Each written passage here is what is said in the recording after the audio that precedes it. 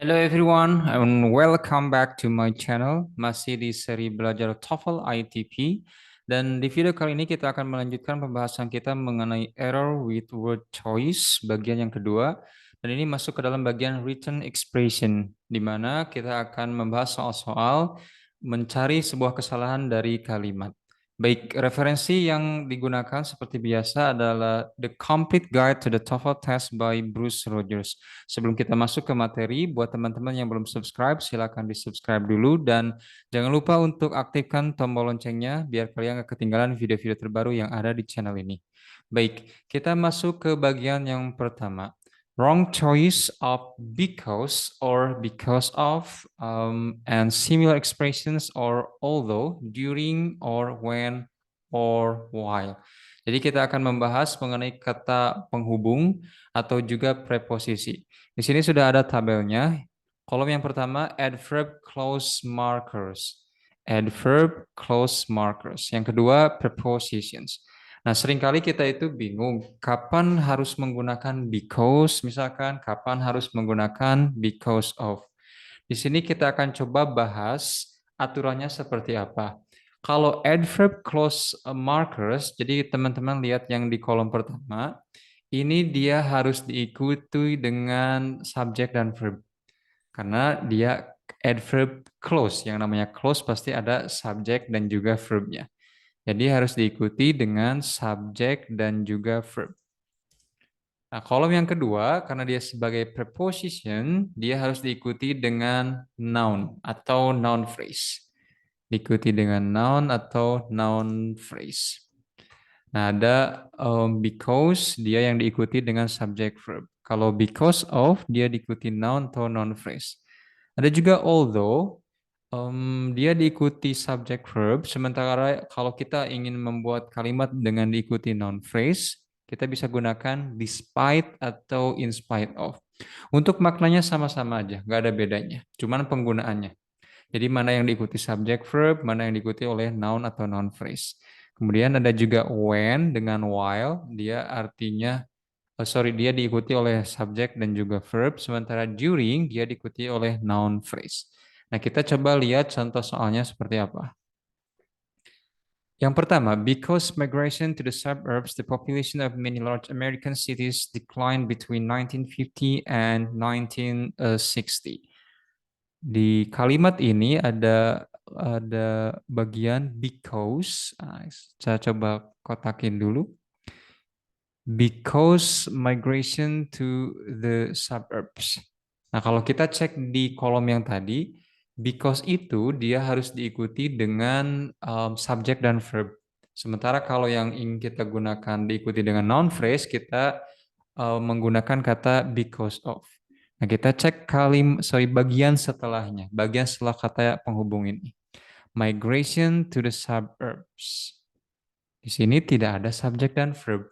So, ini otomatis dia bagian dari noun phrase. Tidak ada subjek dan verbnya. Because-nya kita ganti dengan because of. Jadi kita ganti dengan because of. Lengkapnya, because of migration to the suburbs.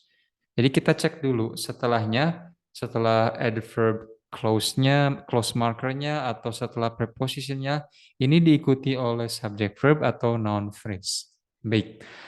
Kalimat yang kedua, despite most people consider the tomato a vegetable, botanists classify it as a fruit. Kita lihat bagian yang ini. Nah, despite most people consider the tomato a vegetable. Caranya seperti tadi, setelah clause markernya atau preposisinya kita lihat, dia subject verb atau noun phrase.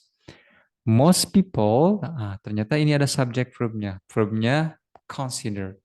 Nah, kita bisa lihat di sini ternyata clause subjek dan juga verb. Nah, sementara kalau kita lihat di tabel yang tadi, despite ini dia harus diikuti oleh noun phrase. Kita tidak bisa menggunakan despite kalau diikuti dengan clause subjek dan verb. So, kita ganti despite-nya dengan makna yang serupa, kita ganti dengan although. Although.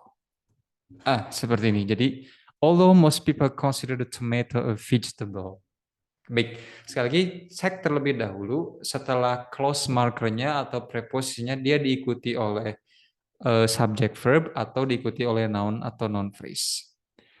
Lanjut ke poin selanjutnya, kita akan bahas wrong choice of much or many and similar expression. Di sini kita sudah buatkan tabelnya untuk mempermudah. Yang pertama, kalau teman-teman lihat di kolom yang pertama, ini dia diikuti plural nouns. Jadi seperti many, few, a few, fewer, the fewest, number, diikuti dengan plural nouns setelahnya. Sementara di kolom kedua, dia diikuti oleh uncountable nouns atau non-count nouns. Seperti contohnya much, little, a little, less, the least, dan juga amount. Kalau teman-teman misalkan kayak gini, ada many, kalau kita tuliskan many people, ini sudah betul. Karena people plural nouns. Tapi kalau kita tuliskan misalkan much people, nah ini nggak boleh. Karena much ini harus diikuti oleh much ini harus diikuti oleh uncountable noun. Sementara people dia plural nouns. Contoh lain misalkan a few sugar. Sugar ini uncountable noun, jadi kita tidak boleh gunakan a few. Kita ganti dengan a little sugar. Nah, seperti ini. Jadi cara mengeceknya tetap sama, lihat setelahnya dia masuk ke plural nouns atau uncountable nouns.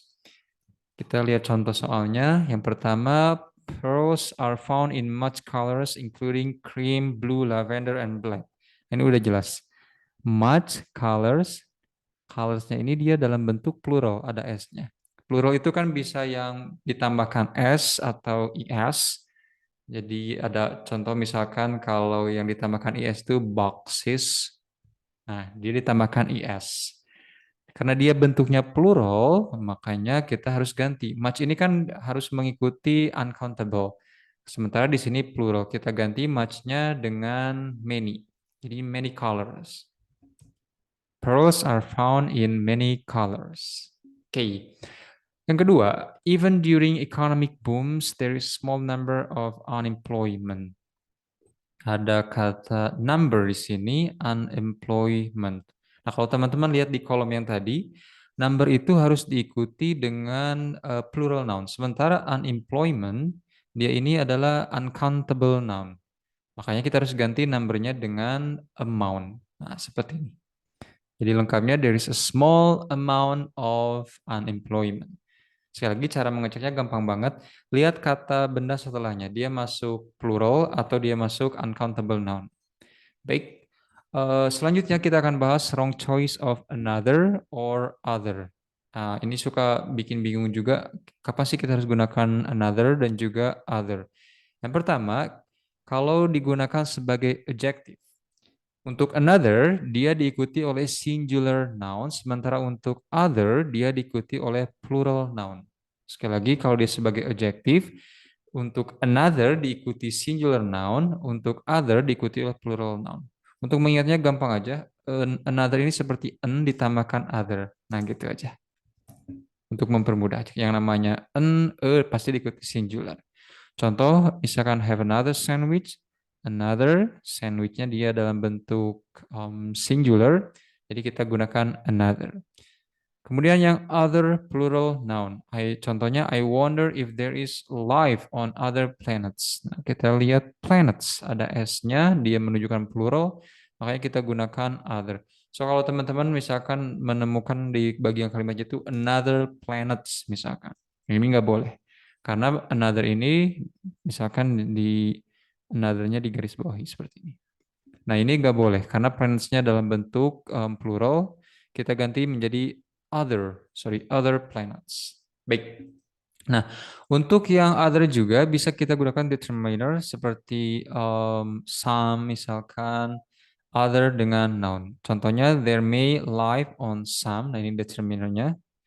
Kemudian gunakan other dan juga planets seperti itu. Kita bisa gunakan determiner some, any dan sebagainya. Yang kedua, another dengan other ini bisa digunakan sebagai pronouns, bisa digunakan sebagai pronoun dan biasanya tidak diikuti oleh kata benda.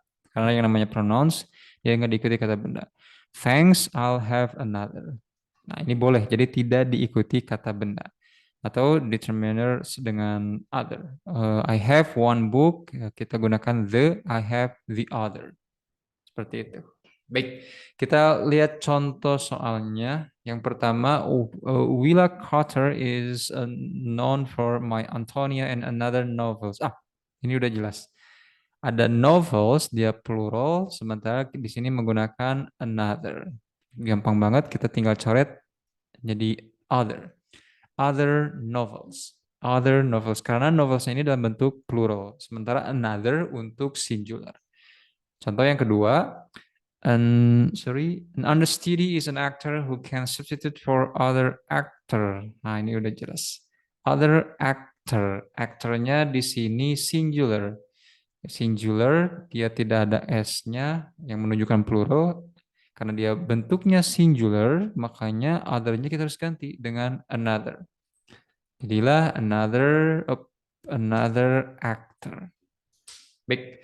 Nah, untuk bagian other dengan another ini cukup cek kata yang mengikut setelahnya. Dia diikuti singular atau diikuti dengan plural. Oke. Ini ada contoh, ada soal latihannya, 3 soal. Teman-teman bisa coba kerjakan dulu. Nomor 1, 2, dan juga nomor 3 seputar yang tadi ada clause marker, preposition, mana yang diikuti subject verb dan juga noun phrase. Kemudian ada juga misalkan beberapa kata yang harus diikuti plural atau uncountable dan juga other dengan another. Kalau kalian bisa tuliskan jawabannya di kolom komentar. Nanti kita bisa discuss bareng-bareng. Baik, itu dulu untuk di video kali ini. Kalau kalian rasa video ini bermanfaat, kalian bisa likes dan juga share. Dan buat teman-teman yang pengen belajar lebih detail lagi mengenai TOEFL, TOEIC, IELTS, speaking, grammar, apapun itu yang berkaitan dengan bahasa Inggris, kalian bisa cek di deskripsi video ini. Have a good day, tetap semangat, dan jangan lupa untuk discuss bareng-bareng di kolom komentar. See you and bye-bye.